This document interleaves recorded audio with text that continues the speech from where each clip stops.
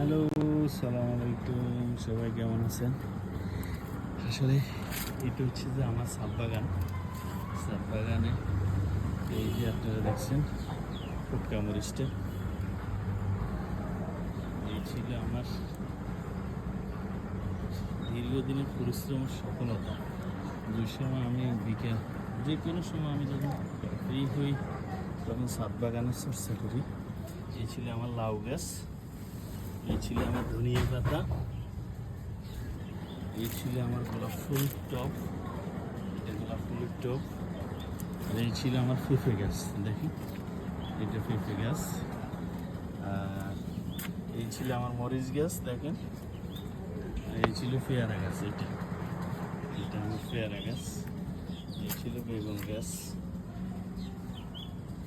আসলে এটা আমার কুমড়া গাছগুলো, এটা আমি পাতাগুলো বা শাকগুলো খেয়ে ফেলাই। আর এটা হচ্ছে লেবুর টব, কাগজি আর কি, লেবু গাছ। এই ছিল আমার পেয়ারা গাছ, পেয়ারার টব, বেগুন গাছ, মরিচ গাছ, এই বেগুন গাছ, এই বেগুন গাছ। এই ছিল আমার পুঁইশাক, ছাদের বেগুন পুঁইশাকের টব।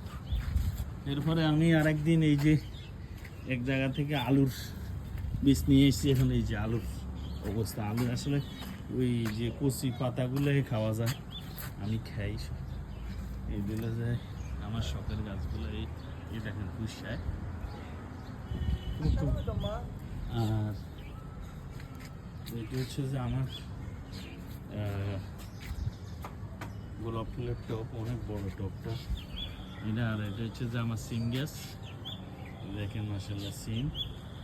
আর এটা হচ্ছে আরেক সিম গাছ, দেখেন এটা হলো যে আমার ছাদ বাগানের পেঁপে সহ সব কিছু আছে দেখেন। এই ছিল আরেকজন আমার ছেলে তানবীর, তাদের যে ভিডিও না উঠে তার ওই যে ওই পলাই দিছে ওই। যাই হোক, ভালো থাকবেন, আল্লাহ হাফেজ, সালাম আলাইকুম।